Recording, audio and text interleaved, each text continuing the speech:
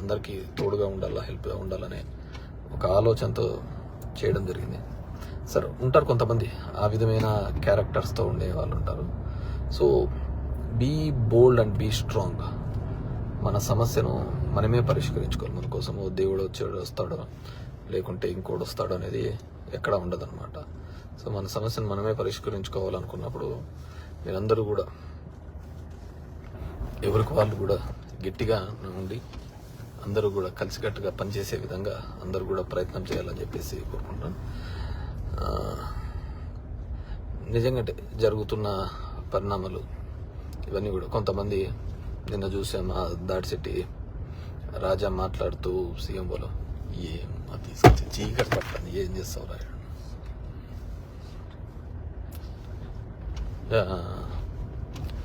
మాట్లాడుతూ చెప్పాడు. డెఫినెట్గా దెర్ ఈస్ ఎ గ్యాప్. ఖచ్చితంగా ముఖ్యమంత్రి కార్యాలయానికి దీనికైతే ఒక గ్యాప్ వచ్చింది.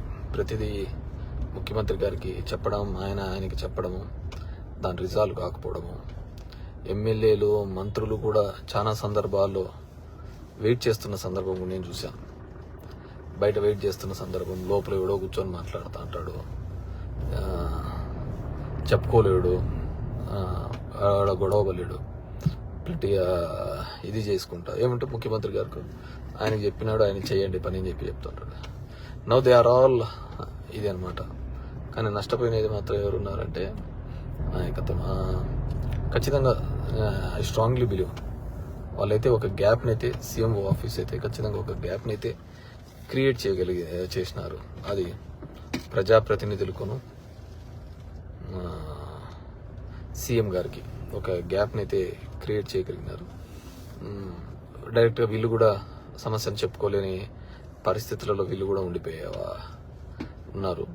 ఆ సమస్య రిజాల్వ్ అవుతుంది. ఇప్పుడు నేనున్నాను మా ధర్మవరంలో ల్యాండ్ ఎక్విజిషన్ కోసం, ఫ్లైఓవర్ ల్యాండ్ ఎక్విజిషన్ కోసం ఒక 100 సార్లు తిరిగి ఉంటాను. జస్ట్ ఆ డబ్బులు అయిపోతుంది అని చెప్పేసి. ఒక బీటీ రోడ్డు కోసము, గుంతలు పడిన రోడ్డు కోసం అయితే ఒక 40 సార్లు ఫైనాన్స్ సెక్రటరీ దగ్గరికి, రావత్తు వాళ్ళ దగ్గరికి అయితే ఇట్ రియల్లీ లైక్ ఫైల్ నెంబర్లు వాళ్ళకి పెట్టడము, వాళ్ళు పర్సూ చేయడం.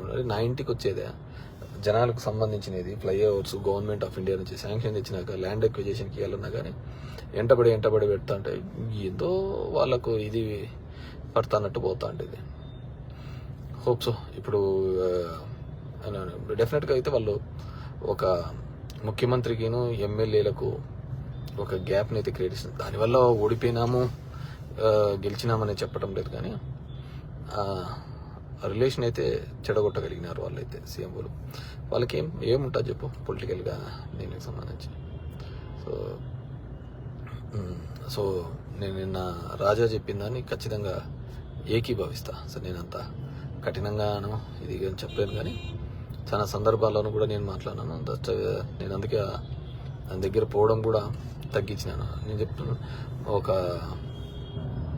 ఫ్లైఓవర్ది గవర్నమెంట్ ఆఫ్ ఇండియా శాంక్షన్ చేయగా 1 year, it took 1 year for them to give land acquisition amount. అంతా కలిసిన 15 కోట్లు 20 కోట్లు ఉండదు. దాన్ని ఇవ్వడానికి కూడా అంత టైం తీసుకొని చేసే కార్యక్రమం చేయడం జరిగింది అనమాట. సో అలా చాలా సందర్భాల్లోనూ కూడా చాలా ఈరోజు వాటిని అనుకొని కూడా ఇది ఇబ్బంది ఏం లేదు, కానీ అండ్ మేనిఫెస్టో దానికి సంబంధించి కూడా చాలా ఎక్స్పెక్టేషన్స్ పెట్టుకున్నారు మన వాళ్ళు. ఆ మేనిఫెస్టోను రీచ్ కూడా దాని చెప్తాడు, రుణమాఫీ చెప్తాడు, ఇంకోటి చెప్తాడు. సేమ్ ప్లెయిన్గా నేను ఏదైతే చెప్పగలుగుతానో చేయగలుగుతానో అది మాత్రం చెప్తాను. అంటే హానెస్టీ ఇక్కడ నిజాయితీగా చేద్దాము అనేది. సో మామూలుగా అయితే 3,500 పెన్షన్ పెంచుతూ పోతానని అంటే ఒక మాట అయిపోయేది. కానీ 2028లో పెంచుతాను, 2029లో పెంచుతాను అని అదేదో డేట్స్ కూడా పెట్టి చెప్పడం జరిగింది. అవతల చూస్తే చంద్రబాబు 4,000 ఇస్తాను, 50 ఏళ్ళకే 4,000 ఇస్తాను, ఈ నెల నుంచి చేస్తాను అని చెప్పాలి కల్లా. సరే, నువ్వు ఏ సంక్షేమం అయితే నువ్వు ఇద్దామనుకున్నావో అదే సంక్షేమం ఇప్పటి నుంచే ఇస్తామంటున్నారు కదా అని ఒక వీక్నెస్ కూడా ఉంటుంది కదా, ఒక బలహీనత. ఆ బలహీనత మీద కూడా ఇదే గన నిజమే ఉంటే గన వాట్స్ ఎవర్. సో మా ధర్మవరం నియోజకవర్గ కార్యకర్తలకు, లీడర్స్కి కూడా బీ స్ట్రాంగ్ అండ్ బోల్డ్. నాకు కొంతమంది ఫోన్ చేసి నా టపాకులు కాలుస్తున్నాను, మోటార్ సైకిళ్ళతో తిరుగుతున్నాను. డెఫినెట్గా నువ్వు చేయలేదు అంటే నీకు ఆ క్యారెక్టర్ ఉంది, వాళ్ళకు క్యారెక్టర్ లేదు. మరి ఏం చేసేటట్టు వాళ్ళలో పథకాలన్నీ తీసుకున్న వాళ్ళే ఉన్నారు అన్నట్టు ఉండొచ్చు. దానికి ఏముంటుంది చెప్పు. నేను ఒక కేసులో చూసిన నిన్న, ఒక ఊర్లో వాడు చొక్కా ఇప్పి తిరిగినాడు, ఒక దాని మీద వాళ్ళ లీడర్ ఇంటి ముందరని ఒక వీడియో తీసి పెట్టినాడు. ఎవడైతే కంటే అతనికి ఏదో పాపం ఇబ్బందుల్లో ఉంటే 65,000 రూపాయలు సవేర్లో హాస్పిటల్లో కట్టి అతనికి ట్రీట్మెంట్ చేసినాడంట. వాళ్ళ ఇంటి ముందరికి వచ్చి ఎగలాడుతున్నాడు. సో దీంట్లో నిజాయితీ ఉంటుంది, నీతి ఉంటుంది అనేది అందరికీ ఉంటుంది అనేది తప్పు. కొంతమందికి ఉండొచ్చు, కొంతమందికి ఉండకపోవచ్చు. నీ విధంగా ఆలోచించేవాడు ఇంకోటి ఉండొచ్చు కదా. Everyone has their own working style. So ఏదేమైనప్పటికీ కూడా మా క్యాడర్ని, మా లీడర్షిప్ని అందరినీ కోరుకునేది, టఫ్ సిచ్యువేషన్లో we have to be bold, స్ట్రాంగ్గా ఉండి దాన్ని ఎదుర్కోవడానికి, డెమోక్రటిక్ వేలో ఎదుర్కోవడానికి ఉండాలి తప్ప ఎవరో వస్తారు ఎవరో చేస్తారు అనేది. ఎందుకంటే this 5 years is toughest time and challenging time to prove our self. Tough time and challenging time to prove our self. ఎవరు దీంట్లో ఇది కాదు. 23 సీట్స్లో ఉన్నప్పుడు అతను బౌన్స్ బ్యాక్ అయినాడు. 2 సీట్ల నుంచి 151 సీట్లకు మనం బౌన్స్ బ్యాక్ అయినాం. సో పొలిటికల్ సిస్టంలో ఏదైనా కానీ జరుగుతుండొచ్చు. But I need break for some time. That means దీని నుంచి, ఈ అన్ఎక్స్పెక్టెడ్ దాని నుంచి కూడా, ఎందుకంటే ఎంత కష్టపడినామో మాకు తెలుసు, ఒక ఫ్యామిలీగా తెలుసు, మా నాయకులకు తెలుసు వాళ్ళు ఎలా కష్టపడినారు, ఏం చేశారు అని చెప్పేసి. సో దయచేసి నన్ను మీట్ కావడానికి రావద్దండి అని చెప్పేసి కోరుకుంటున్నాను. Because I don't want that sympathies. నన్ను చూసి జాలి పడ్డం కానీ బాధపడ్డం కానీ నాకు నచ్చదు. సో నాకు నచ్చదు. మీరు బాధపడి, మిమ్మల్ని చూసి నేను బాధపడి, I want to come out of that. దాని నుంచి నేను ఎంత త్వరగా బయటకు వస్తే నేను అంత త్వరగా మళ్ళీ రెగ్యులర్ వర్కింగ్ స్టైల్లోకి వెళ్ళడానికి వీలుంటుంది. అది రాకూడదంటే నాకు సానుభూతులు వద్దంటే నన్ను దయచేసి కొన్నాళ్ళు ఒంటరిగా వదిలేస్తే I will come out of that. అందుకే కొన్ని రోజులు ప్లీజ్, మీకు ఏ సమస్య ఏదున్నా కానీ నేను ఎలవేళ్ళ అందుబాటులోనే అంటాను. Just let me know. ఎందుకంటే నాకు వేరే విద్య తెలియదు. నాకు రాజకీయం తప్ప వేరే విద్య తెలియదు. నాకు సర్వీస్ తప్ప వేరేది ఏమీ తెలియదు అనమాట. సో దానికి ఎందుకంటే ఈ ఎలక్షన్ జరిగిన ప్రాసెస్ కూడా మీకు తెలుసు. ఎలక్షన్ కమిషన్ ఎంత హై హ్యాండ్గా ఏ విధంగా ముందుకు బుల్డోజ్ చేసుకుంటూ పోయిందో, హౌ ద ఆఫీసర్స్ అందరూ ఏ విధంగా ప్రవర్తించారు ఏందని చెప్పేసి. సో చూద్దాం. ఈ 5 years మనం ఫేస్ చేసుకోవాలి. ఎవరికి వాళ్ళు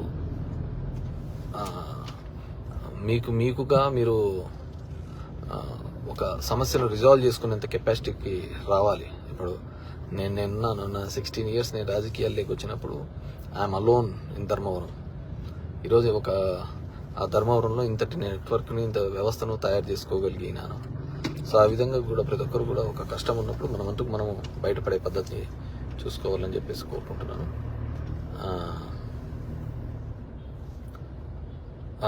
సో ఎవరో చెప్తున్నారు, శ్యామ్ యాజ్ ఎ పొలిటీషియన్ కార్యకర్తలకు నా అంత అండగా ఉండేవాళ్ళు లేరు. వాళ్ళకి ఏ కష్టం వచ్చినా కానీ డెఫినెట్గా ఐఎమ్ ద ఫస్ట్ పర్సన్. కానీ కొన్ని రోజులు నాకు I need to time to come out. నేను మనిషినే కాబట్టి ఎమోషన్స్ ప్రతి ఒక్కరికి ఉంటా. అంటే దాని నుంచి రావాలంటే I need some time from that and that's it. So ఈ ట్యాంపరింగ్ దీనిలకు ఇదని 5% అని అందరికీ ఉంటుంది ఆలోచన, ఇలా చేద్దాం అని. కానీ దాన్ని రిపేర్ చేసేవాడు కూడా వాని మనిషే కదా. ఎవడైతే తప్పు చేశాడో వాని మనిషి ఇది రిపేర్ చేసేది. సో వాడు ఈజీగా రిపేర్ చేయగలుగుతాడు సర్టిఫికేట్. సో ఇదైతే ఖచ్చితంగా జరిగింది, దాంట్లో ఎటువంటి సందేహం లేదు. ఎందుకంటే చాలామంది నాకు తెలిసిన క్లోజ్ అసోసియేట్స్ అవతల అత్యంత బలహీనంగా ఉండి, అత్యంత ఇది లేని వాళ్ళు కూడా గ్రామాలలో వచ్చిన మెజార్టీస్ తప్ప ఇదంతా కూడా నేను చూస్తున్నాను.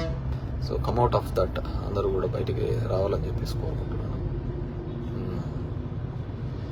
Thank you very much. ఎవరో చెప్పారు నా కార్యకర్తలకు అందరికీ ధైర్యం చెప్పి ధైర్యం చెప్పాలి. కార్యకర్తలు అంటేనే ధైర్యంగా పోరాడే వాళ్ళే కార్యకర్తలు. చెప్పేది ఏం లేదు. నేను అదే చెప్తున్నాను కదా, ఎవరికి వాళ్ళు they have to come out of this. బయటకు వచ్చి ప్రపంచంలోకి ఇది చేయాలి. Will give chance for them. వాళ్ళకు అంత మ్యాండేట్ ఇచ్చిన తర్వాత మనము ఇవ్వాలి కదా, వాళ్ళకు కూడా అవకాశం ఇవ్వాలి. వాళ్ళు ఏ విధంగా సర్వీస్ చేస్తారో, ఇదే విధంగా గొడవలు చేసుకుంటూ పోతా అంటారా, దీని ఇదే పద్ధతిలో ఉంటుందా, లేకుంటే వాళ్ళు ఏదేదో చేస్తామన్నారు కదా. ఐ థింక్ చెప్పడం మర్చిపోయాను. యాక్చువల్గా చంద్రబాబు నాయుడు గారికి this the best opportunity. Last time మాకు 2019లో జగన్మోహన్ రెడ్డి గారు ప్రధాని మోడీని అడిగి వచ్చిన తర్వాత ఒకటే మాట చెప్పేవాడు, మన అవసరం లేదు, వాళ్ళకు 300 సీట్లు వచ్చినాయి. సో ఈ ప్రత్యేక హోదా అనేది సో మన అవసరం లేదు కాబట్టి మనం అడగలేకపోతున్నామని. కానీ ఇప్పుడు చంద్రబాబు నాయుడుకు రైట్ ఆపర్చునిటీ. ఎందుకు సరైన అవకాశం అంటే ఈయన లేకపోతే ఎన్డీఏ గవర్నమెంట్ ఉండదు. సో ఈయన లేనప్పుడు ఎన్డీఏ గవర్నమెంట్ లేదన్నప్పుడు ఎన్డీఏ గవర్నమెంట్ ఉన్నప్పుడు ఖచ్చితంగా మా స్టేట్స్ ఇవ్వండి అని చెప్పేసి అడగడానికి వీలుంటుంది. సో అది డిమాండ్ పెడతాడా లేదంటే పదవుల కోసమే ఉంటాడా అనేది చూడాలి. ఆయనకైతే రియల్లీ గుడ్ ఆపర్చునిటీ. ఎందుకంటే చాలా క్రైసిస్ సిచ్యువేషన్స్లలో కూడా ఇలా అడిగి తెచ్చుకున్న సందర్భాలు ఉన్నాయి. ఇప్పుడు కూడా అదే సందర్భంలో ఉంటుంది ప్రత్యేక హోదా. ఎందుకంటే అవతల ఇంకోటి ఇస్తామంటున్నారు కాంగ్రెస్ గవర్నమెంట్, నేను ఇస్తాను ప్రత్యేక హోదా అంటుంది. సో ఇటువైపు పోతే ప్రత్యేక హోదా వస్తుంది, ఇటువైపు వస్తే పదవులు వస్తాయి. మరి పదవుల సైడ్ ఉంటాడో ప్రత్యేక హోదా ఉంటాడో వీ హ్యావ్ టు చెక్ అన్నమాట. సో ఎవరో ధర్మవరంలో ఎన్ని రోజులు రావు అన్నా అంటాను. సో అదేం లేదు, ఇట్ వోంట్ టేక్ టైం. ఒక 2-3 డేస్లో వచ్చేస్తాను. దానికి పెద్ద విషయం కాదు అది. So thank you very much.